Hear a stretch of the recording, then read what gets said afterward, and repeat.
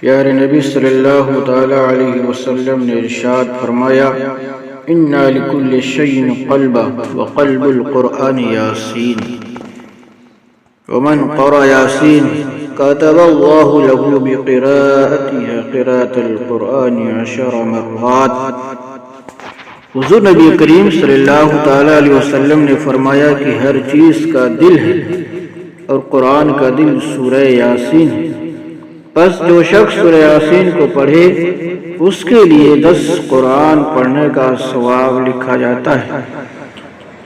پیارے نبی صلی اللہ تعالی علیہ وسلم نے ارشاد فرمایا کہ اپنی اموات پر یاسین پڑھو، اسی لیے قرب موت حالت نزا میں مرنے والے کے پاس یاسین پڑھی جاتی ہے۔